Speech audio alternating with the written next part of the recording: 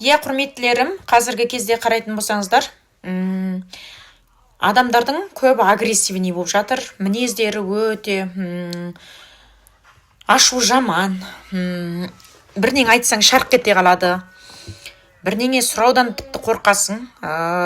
Қазір жан жаққа қарайтын болсаңыздар да, адамдар сондай бір мінездері, сондай өзгеріп кеткен адамдарды өте көп көресің. Былайша айтқанда көп адам айтып жатыр, мен баламның мінезі өзгеріп кетті, күйеуімнің мінезі өзгеріп кетті, қызым маған тіл алмай жатыр, айғайлайды, агрессивный жауап береді, өзімде сондаймын, не болды маған білмеймін, өз-өзім жек көрем, неге мен ашулана берем, менің андай мінезім ұнамайды, өз-өзімді таба алмай жүрмін деп жүрген адамдар өте көп. Енді қазір осы мінездеріңіз бүкіл әртүрлі мінезіңіз, қылығыңыз, барлығы қазір эмоциялардың бәрі көтеріліп жатыр да. Себебі жер көтеріліп кетті. Жер көтерілгеннен кейін адамның бойында тыққан-пыққанның бәрі сыртқа шығады. Былайша айтқанда сіздің ашуыңыз келетін себебі де мынау жаңа дәуірдің жаңа энергиясы, қазір келіп жатқан, түсіп жатқан энергиялар бұл ескі нәрселерді қуып шыққысы келеді, және сол блоктарды ертеді, және сол нәрселерге ерткен кезде соққы береді кәдімгі.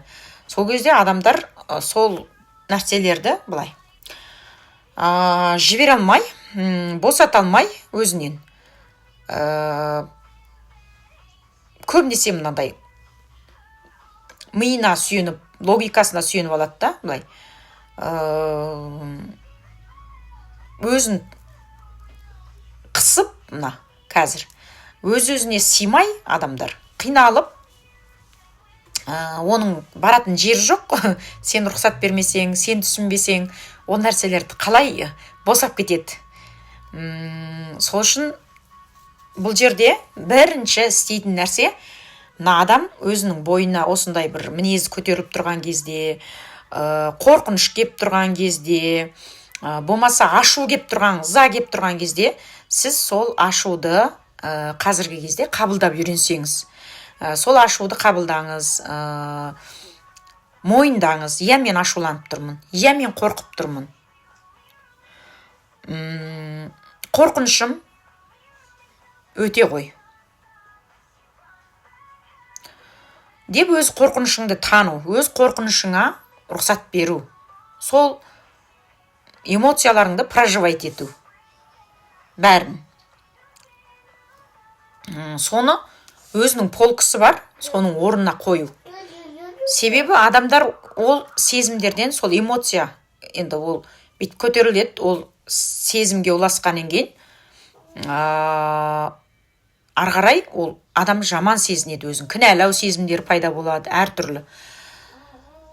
Сөйтіп, сол сезімдері жинала береді, бір күні жарылады ол.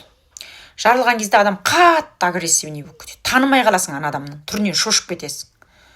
Болмаса біреуді жаралайды, біреуді мерт қылады, бір нәрсені бүлдіреді, біреудің жүрегін ауыртады, қатты ауыр сөздер айтады, сөйтіп өз-өзін ұстай алмайды да. Ол сол себепті оның бүкіл жүрегі де қап-қара болып, денесінде аурасы бәрі қап-қара болып кетеді. Бұның бәрін сабырлыққа келтіру үшін сіз ізденуіңіз керек, және де. Іздену сізге жеткіліксіз, іздену керек. Себебі сіз бұл ашу қайдан кеп тұр? Бұл нәрсені сіз осы уақытқа дейін осы сезімдерден қашып жүрдіңіз. Осыны тығып қойдыңыз бір жеріңізге. Ары қарай сіз, жоқ, мен ашуланбаймын деп. Оны ашуландыңыз ба, ашуланғаныңызды жақсы көріңіз деп айтады ғой. Себебі сіз соған рұқсат беріңіз. Ақырын басталған кезде, қазірде де мысалы, сіз қорқып тұрсаңыз, иә қорқып тұрмын деп мойындаңыз деп жатыр да адамға. Иә мен қорқып тұрмын қазір, мен бұған рұқсат беремін, бұл солай болып тұр менде деп кішкене адам өзіңе босатып, кәдімгідей түсініп, оныңды жек көрмей, өзіңді жазаламай, басқаларды кінәламай, өзіңмен өзің оқшау қалып, терең тыныс алып, 5 рет дем алып, 5 рет дем шығарсаң, бұл қорқыныш деген мүлдем кетіп қалады сенен. Бұл сезімдер да. Бұл сенің басыңа келіп тұр. Бұл астрални қабаттардан келіп тұр. Өйткені сенің астрални қабаттарың ластанып қалған. Ол жерде сенің сол мінездердің опытынан өтпедің, тәжірибелерінен. Сен содан әзір өт дейді. Қалған құтқан бүкіл осы опыттардың бәрінен өтіп, артыңды жиыстырып, сөйтіп тазалаған кезде сенің аураң тазалады, астрални қабатың да тазарады. Тазарған кезде сен бұл қалай тазартасың? Мейір, махаббат, шапағат, кешірім, ризашылық, сол арқылы сен барлық нәрсе тазартады адам. Осы өмірінде өзін қабылдау, басқаларға мейірімді болу, сол кезде жан жануарларға, өсімдіктерге, барлығын өзің миыңда бүйтіп тұрған нәрселердің барлығын босатып тастау. Еш нәрсеге байланбай адам өз-өзімен бір қалып, жеке өз-өзімен сөйлесіп, ішін тыңдап, не керек, не жетпей жатыр, не нәрсені әлі бүкіл негізі жазып шығу керек адам эмоцияларын. Ішінде не бар? Қызғаныш бар ма, көтеріліп тұр ма, тәкаппарлық көтеріліп тұр ма, ашу, тревога дейді, анау, мынау, қорқыныш, үрей, қызғаншақтық, көре алмаушылық бәрі. Сол нәрселер көтеріліп тұрса, соның барлығын жазып ал да, олардың бәрін проживать ет. Олардың барлығын ретке сал. Барлығын бірінші мойында бетпе-бет кел. Екінші, оның барлығы саған осы уақытқа дейін опыт тәжірибе жинау үшін керек болды. Сенің өсуің үшін, эволюция үшін керек болды. Қазіргі осындай адам болып, не қылуың үшін оның бәрі саған жұмыс жасады кезінде. Енді сен осыларды қабылдап, мойындап, жақсы көрген кезде, оның барлығы саған жамандық жасамайды. Керісінше, оның барлығы сен ертесің. Сол махаббатыңмен. Жоғарғы әлем сол нәрсені сөйткен кезде босатады, сенен ертеді, еріп кетеді. Еріп кеткеннен кейін сен келесі жолда саған біреу бір нәрсе деп айтса да, сені қаншама ауыр сөздер айтса да, саған сенде ешқандай реакция болмайды. Өйткені ол сенің денеңде жоқ, ол сенің бойыңда жоқ ондай нәрсе. Керісінше саған даналықтың, мейірімділіктің қасиеттері көбірек басқа сезімдер қосыла бастайды. Жақсы, сондай сені жоғарғы неге сүйрейтін. Адамның сезімдері бұл магнит сияқты да, тартады. Сен тартылыс күші заңдылығы жұмыс жасайтын болса, жерде сен өзіңді бір бейшара сезініп жүрсең, сені сондай күйге түсіре береді. Бейшара болғанның үстіне жығылғанға жұдырық бейшара болып кетесің. Кедейлікті сезініп жүрсең, қарызды сезініп жүрсең, қарызға тыға береді, бір қарыздан құтылмайсың, бір қарызға кетесің. Себебі сен бұл солай жұмыс жасайды. Тылсым дүние деген сол.